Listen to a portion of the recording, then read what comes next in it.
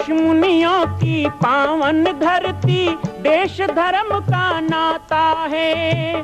कहते सारे लोग यही हैं, गो हमारी माता है। जाग उठो ओ भारतवासी, जाग उठो ओ भारतवासी, गो पर छुरियां चलती हैं। बंद करो गो माँ की हत्या, सारी जनता कहती है। बंद करो गो माँ की हत्या, सारी जनता कहती है।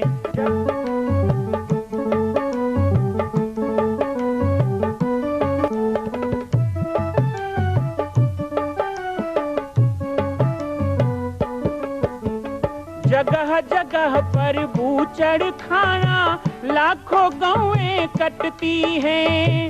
किसे सुनाए व्यथा हमारी, नैना नीर बहाती हैं। रक्षा करना गौ माता की, रक्षा करना गौ माता की, गीता ज्ञान सिखाती है। बंद करो गो माँ की हत्या, सारी जनता कहती है।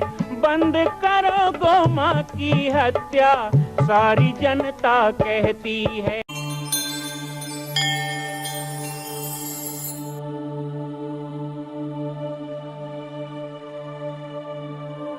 श्री कृष्ण की लीला में गीता ज्ञान है, श्री कृष्ण की लीला में महाभारत का युद्ध है, श्री कृष्ण की लीला में केवल बंसी बजाना नहीं। उन्होंने गीता में स्पष्ट संकेत किया है कि शास्त्रों का आचरण करो, रामायण भागवत का आचरण करो, शास्त्रों का आचरण करो, लेकिन आवश्यकता पड़े तो शस्त्र का चरण करो, शस्त्र को धारण करो, ये तुम्हारा धर्म है। अर्जुन को केवल ज्ञान नहीं पिलाया, अर्जुन को केवल ज्ञान नहीं दिया, और आज हमें इन मंचों के माध्यम से केवल ज्ञान नहीं पिलाना है और ज्ञान नहीं पीना है, ज्ञान के साथ साथ स्पष्ट घोषणा किया, मां मनुस्मर युद्ध च, तू मेरा भक्त बन, मेरे आश्रित हो, मन मनाभ हो मद भक्तो मध्याजी माम नमस्कुरो मामे वैश्यसी सत्यम ते प्रति जाने प्रियो से में। तू मेरा भक्त बन, मेरा प्रिय बन, लेकिन इतना होने के बाद तू केवल समाधि लगा के पहाड़ पे बैठ जाए, मैं नहीं चाहता। यदि तेरे सामने विधर्मी खड़े हैं तो अर्जुन गांडी उठा और पहले इनका नाश कर, यही मेरी भक्ति है। अन्याय के खिलाफ आवाज उठाने वालों को बहुत कष्ट होता है। आज युग पुरुष परम पूज्य संत श्री आसाराम बापू जी, जिनको इतने यातना दी जा रही है, आरोप लगाए जा रहे हैं, ऐसे भारत में 220 केस संतों पे चल रहे हैं। जगत गुरुओं को जेल में डाला गया, नाना प्रकार के आरोप प्रत्यारोप षड्यंत्र किए जा रहे हैं।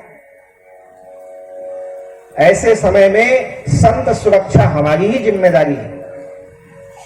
छत्तीसगढ़ में एक और बहुत बड़ी समस्या है महाराज जी, बाहर से कुछ ऐसे तत्व आ रहे हैं जो कथा के नाम पे व्यापार कर रहे हैं, और हमारे छत्तीसगढ़ की विद्वता, हमारे प्रदेश के ब्राह्मण, हमारे प्रदेश के कथाकार, उनका परिवार संकट में है। किसी को 35 किलो चावल मिलता है, किसी को 10 किलो चावल मिलता है, किसी को ये भत्ता ये बीमा ऐसे मिलता है। लेकिन साधु ब्राह्मणों के लिए कितनी योजनाएं सरकार के पास, जो केवल अपने कथा पुराण धर्म कार्य पुरोहित्य और मंदिर के मठ मंदिर के माध्यम से जी रहे हैं। उनको एक बार जाके पूछो कि 2 साल की कैसी स्थिति उनके परिवार की रही है।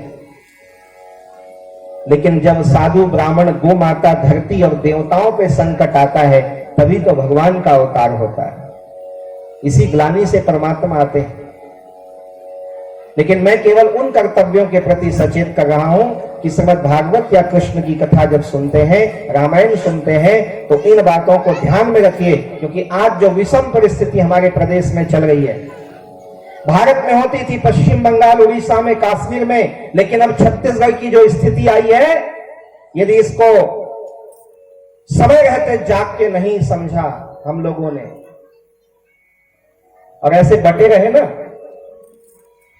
मैं तो गायत्री परिवार वाला हूं, मैं तो राधा स्वामी वाला हूं, मैं तो साधक परिवार हूं, मैं तो कबीरपंथी हूं, मैं तो राम को मानने वाला, मैं तो कृष्ण को मानने वाला, मैं तो अघोर पंथ वाला, मैं तो जय गुरुदेव वाला, मैं तो रामपाल वाला।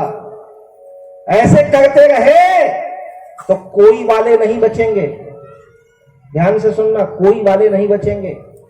और इसका प्रमाण बता रहा हूं आपको।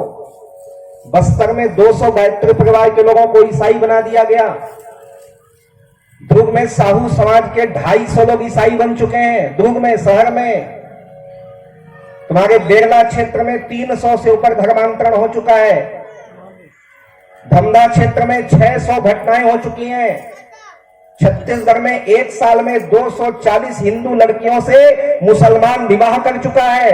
लो जिहाद। यदि हम केवल अपने अपने पंथ का ढोल पीटते रहे और ऐसे मुट्ठी की तरह बंद करके इन आताताइयों का मुंह ना तोड़े, तो अभी तत्काल की बात है कवर्धा, जहां से अभी अभी मैं उठ के आया हूं, हमारा ध्वज उखाड़ के फेंका जा रहा है। कौन लोग हैं ये? बांग्लादेश और पाकिस्तान से रोहिंग्या मुसलमानों को लाके छत्तर में बसाया जा रहा है। ये बातें किसी को राजनीतिक लगती है, लेकिन ये राजनीतिक बातें नहीं है।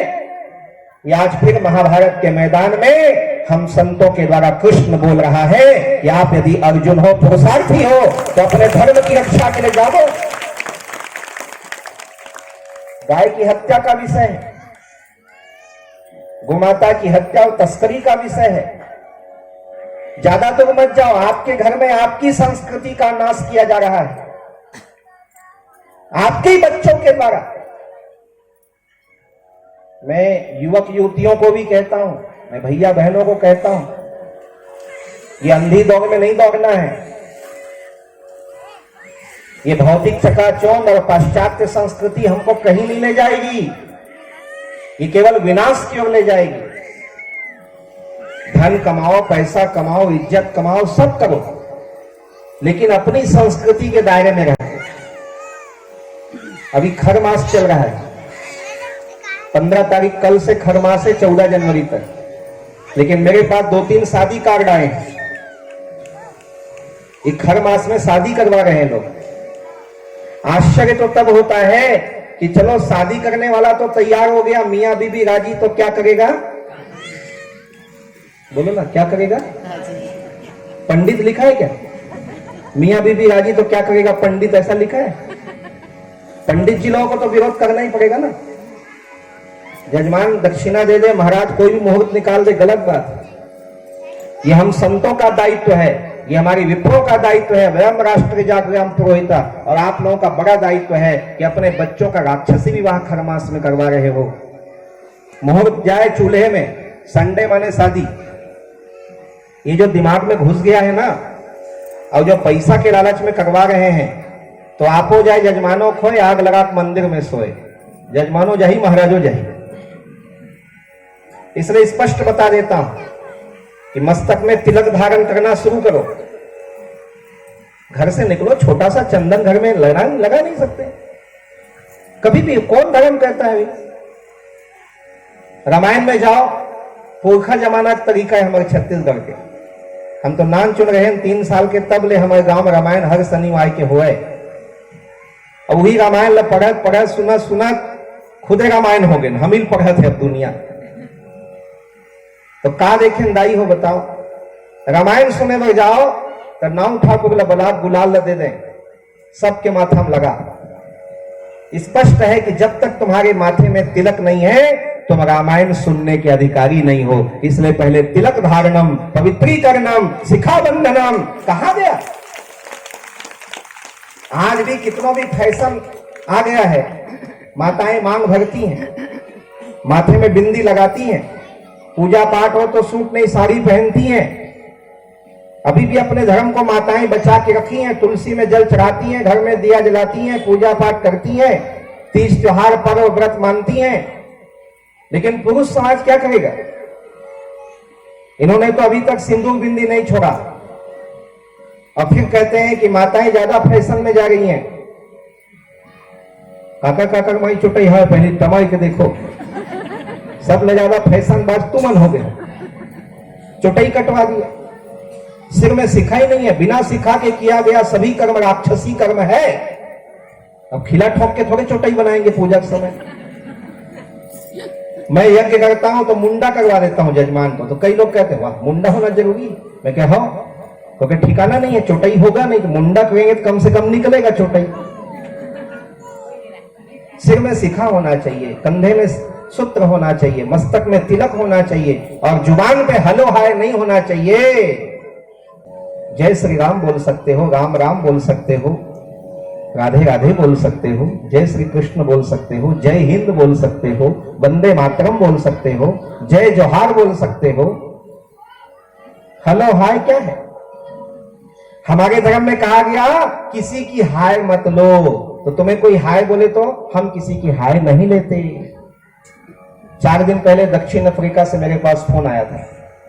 मैं बहुत जगह विदेशों में गया तो वहां से भी फोन कभी कभी आ जाता है। तो उसने कहा स्वामी जी हाय।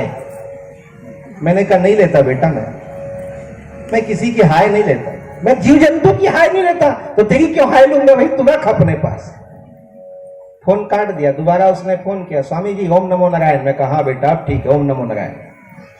संस्कार हम नहीं देंगे तो कौन देगा? आपके बच्चे स्कूलों में जाते हैं, कॉन्वेंट स्कूलों में जाते हैं, पढ़ते हैं, स्कूली परिवेश, घर में आके भी मम्मी बाय मम्मी हाय, तो मम्मी भी कहती है हाय बेटा बाय बेटा, तो तुम्हारे बच्चे क्या सीखेंगे? संस्कार दीजिए। मैं फिर एक बार कहूंगा कि रामचरितमानस में राम ने अपनी मां को जननी कह के पुकारा, सोनो जननी सोनो जननी सोई सुत बड़ भागी। कितना सुंदर लगता है, सोनो जननी तनय मात पितु तो शनिहारा दुर्लभ जननी। फिर जननी कहा, दुर्लभ जननी सकल संसारा। और अभी आपने भागवत सुना, मैया मोरी मैं नहीं माखन खायो। यहां कृष्ण मैया कहते हैं, वहां राम जननी कहते हैं, छत्तीसगढ़िया दाई दादा कहते हैं, तो फिर कूड़ा कचरा कहां से आ गया?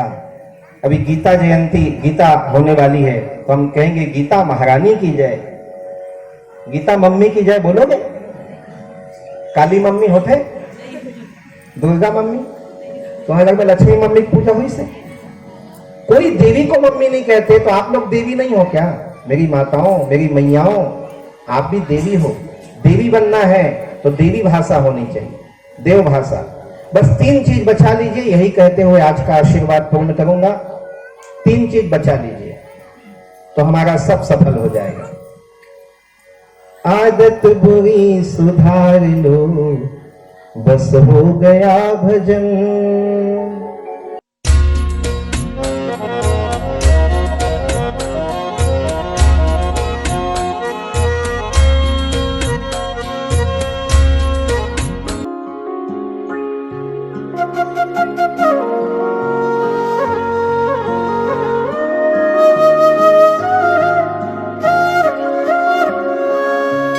मैं तो सोई रही सपने में, मेरे घर आए गोपाल।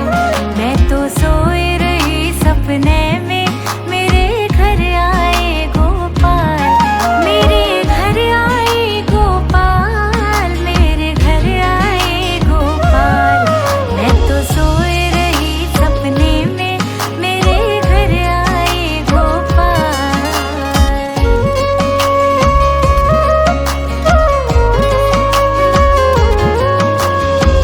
धीरे से आके वाने बंसी बजा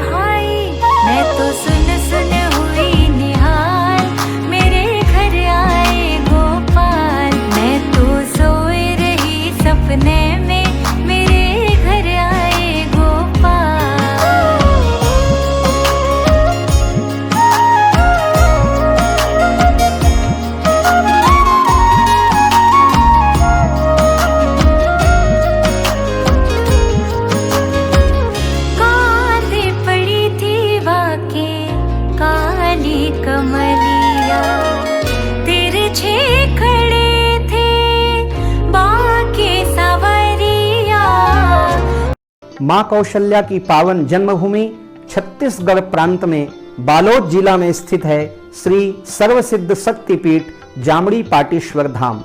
परम पूज्य सद्गुरुदेव राजयोगी बाबा जी की तपस्थली श्री पाटेश्वर धाम और विश्व के अद्वितीय मां कौशल्या जन्मभूमि मंदिर निर्माण का दर्शन करने और इसी प्रकार समसामयिक विषयों पर अपना ज्ञानवर्धन करने के लिए और 10,000 गायों के लिए बनने वाले श्री हनुमान नंदीशाला गो अभ्यारण्य का समाचार प्राप्त करने के लिए आप सभी देखते रहें YouTube चैनल पर राम बालक दास, और हमारे चैनल को आप सभी सब्सक्राइब करें, घंटी का बटन दबाएं ताकि आप सूचनाओं से जुड़े रह सकें। जय श्री राम, जय गौ माता, जय गोपाल।